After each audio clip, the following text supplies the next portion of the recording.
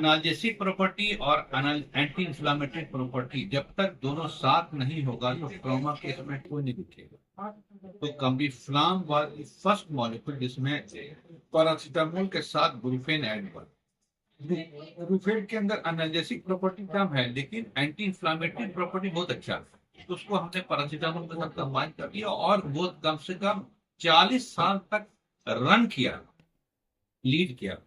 उसके बाद फिर डाइक्लोफेनेक सोडियम आया, तो डाइक्लोफेनेक सोडियम के साथ पैरासीटामोल मिलाया गया, इसलिए कि डाइक्लोफेनेक सोडियम के अंदर एंटी इंफ्लामेटरी प्रॉपर्टी भी है, थोड़ा एनाल्जेसिक प्रॉपर्टी, थोड़ा मैं बोल रहा हूँ, ठीक है। तो उसको पैरासीटामोल के साथ मिलाया गया, तो ये बहुत ही इफेक्टिव रहा। वोवेरान टैबलेट, वोवेरान पी, ये बहुत सारा आ गया। लेकिन उसके साथ एक तो बहुत बड़ा ऐप था, क्या था कि साहब ये गैस्ट्रिक इरिटेंट था, इसके चलते मजबूर होना पड़ा क्या, एसिक्लोफेनेक सोडियम को लाने के लिए। लेकिन एसिक्लोफेनेक के सोडियम के साथ मसला हो गया कि शायद इसकी एंटी इंफ्लामेटरी प्रॉपर्टी कम है रिलेटिवली डाइक्लोफेनेक सोडियम, इसीलिए पैरासीटामोल मिला करके चलता है। आजकल हम भी लिखते हैं, ऐसा नहीं है।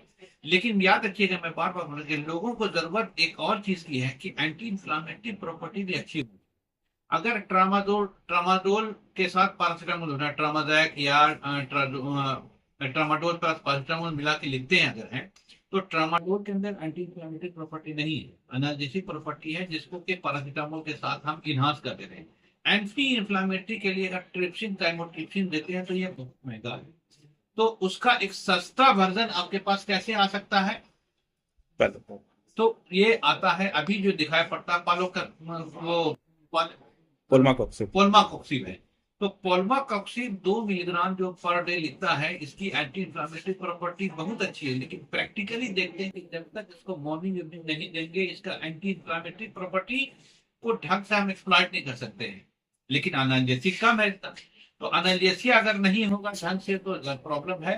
तो पोलमाकोक्सिब के साथ अगर पैरासीटामोल को मिला देते हैं और 2 मिलीग्राम का पोलमाकोक्सिब विद पैरासीटामोल मिला देते हैं, just equivalent to but above the aceclofenac sodium paracetamol और डाइक्लोफेनेक सोडियम पैरासीटामोल। क्यों? इसकी वजह यह है कि पोलमाकोक्सिब का एंटी इंफ्लेमेटरी प्रॉपर्टी, मतलब आप समझिए रोफीकॉक्सिब का 3 गुना ज्यादा है। हमारे पास एंटी इंफ्लेमेटरी जो कॉक्स2 इनहिबिटर आया, रोफीकॉक्सिब आया, इटोरिकॉक्सिब आया और बहुत सारा आया। ये उस सब में से मैं बताऊं, अभी मैं रोफीकॉक्सिब का और इटोरिकॉक्सिब का एंटी इंफ्लेमेटरी बहुत अच्छा था, लेकिन पैरासीटामोल के साथ ढंग से कॉम्बिनेशन आया ही नहीं। आपको याद होगा कि इटोरिकॉक्सिब के साथ पैरासीटामोल मिलके आया तो मिलीग्राम इटोरिकॉक्सिब विद पैरासीटामोल का मिलके आना चाहिए, तभी वो प्रैक्टिकली एक वो क्या कहते हैं बाजार में रन करता, इसीलिए फेलियर हो गया। अभी आप लोगों ने तो बहुत अच्छा किया कि पोलमाकोक्सिब के साथ पैरासीटामोल मिला दिया, और अब ये जो कन्वेंशनली पोलमाकोक्सिब को 2 मिलीग्राम पर डे बोला जा रहा है, मैं अभी प्रिस्क्राइब करता हूँ 2 मिलीग्राम मॉर्निंग इवनिंग प्रिस्क्राइब करता हूँ। अगर पैरासीटामोल के साथ मिला गया तो आप समझिए कि आपको सस्ते में एंटी इंफ्लामेटरी एनाल्जेसिक दवा प्रैक्टिकली ये बहुत ही इफेक्टिव आपको मिल रहा है।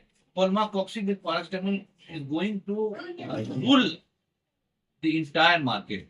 बस थिंग इज दैट कि हमारे पास हीरा है और हम उसको ढेला समझ रखते हैं। Thank you very much. Thank you sir, thank you.